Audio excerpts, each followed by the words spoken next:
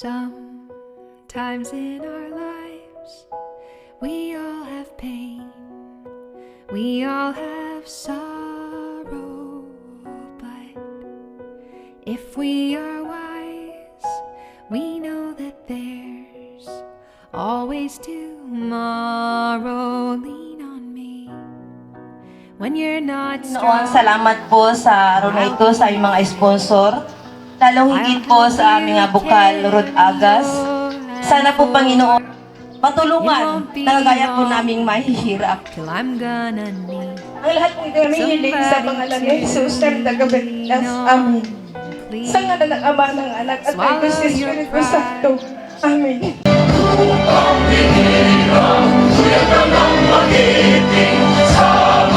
Yung aming mga pangkabuhayan. Ito po ay isang paraan kung paano tayo pagsagawa ng ating mga produkto. Unahin muna natin ito kasi ito yung agad nakikita. No? As pula, pipinturahan, pumasok ako sa loob at okay ako sa Panginoon. At ang ganda-ganda ko ng lugar nito, sa totoo lang. Sa dami ng lugar na narating ko sa Mindoro, sa Occidental, hindi para basahin ang sinulat ninyo. Nandiyan diyan na umiiyak kayo kapag ang anak niya umiiyak na dahil sa luto. Pag wala ng bigas.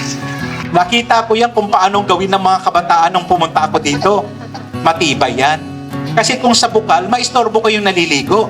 Tapos yung bantay doon, hindi ako kinikilalang bukal. Gilasingil ako. Sabi ko, padaan lang ako. At masaya naman siya. Pero magaling siya dahil gumagampan siya ng talagang trabaho o tungkulin. May natuklasan ako, may nagsabi sa aking mga magsasaka, wala hong bumibili ng masarap naming palay. Sana, yun na lang po ang tangkilikin ninyo, yung amin ng magsasaka ng magsaysay. Ang pinagkikitaan po namin ay ang paggawa ng pawid at nangingisda sa ilog. Ang problema ang kinakaharap ko ay ang walang permanenteng trabaho at hindi sapat ang kinikita sa pang-araw-araw. Na magkaroon ng maayos na kalsada sa aming pamayanan para maging maayos ang transportasyon sa aming pamayanan. Pangingilaw po sa gabi, yung alimango po, isda, at marami pa po kaming nakukuha dyan, kaming pathway po. Taon-taon po kaming nalulunod po sa baha, and then, ano po yun, maputik po talaga yung aming daan. Ng aming mga... At matugunan po ang aming...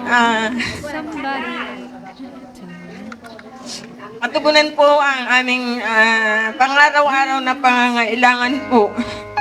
Para ng mga bata, no? Ay yung pangarap din sila na parang makaangat para mabuhay lang. Yun ang buhay rito talagang napakahirap. Kaya yun ang pagkasanayan din namin, yung mga kita namin na pwedeng pagkakasya.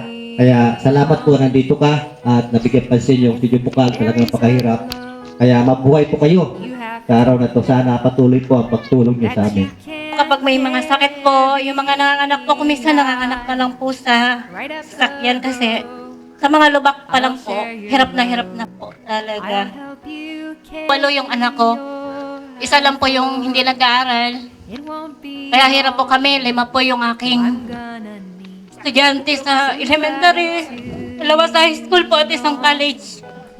Pero, yung pinaka-hinihiling ko lang po, di ba po, yung panganganak natin ay bawal na po sa bahay. At gusto ko lang po sana na yun ay maging maayos sana ang ating tulay.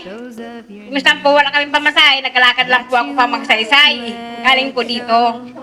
Pero po wala akong sasakyan. Pero nawawa rin po ako sa mga tao ng mga sasakyan. Kaya po, lubak-lubak po ang aming kalsada.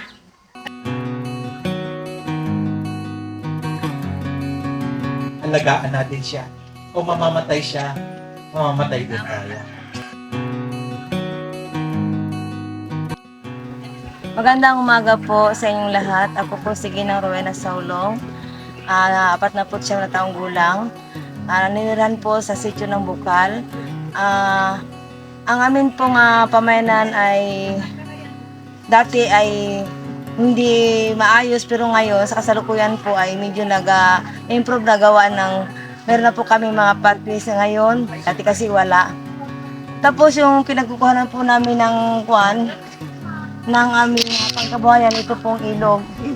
Ito pong ilog ay ito po ang nagiging kuhanan po namin ng aming pangkabuhayan, katulad ng mga naglalambat po kami, ang nakuha po namin dito ay alimango, isda, hipon, talangka, at lahat po ang mga nukan, ganun po.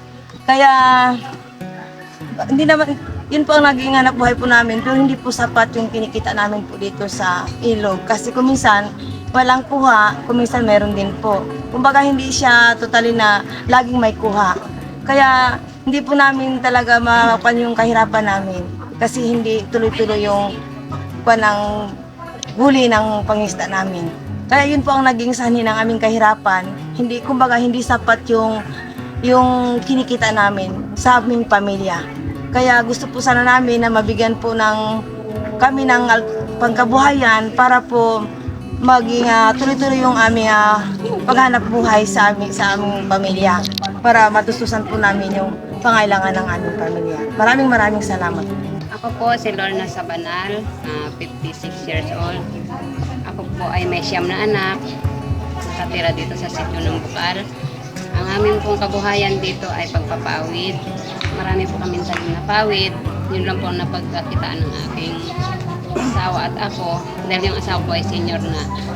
At yung pong pangunahin namin problema po dito ay yung aming pangkabuhayan na permanente sana.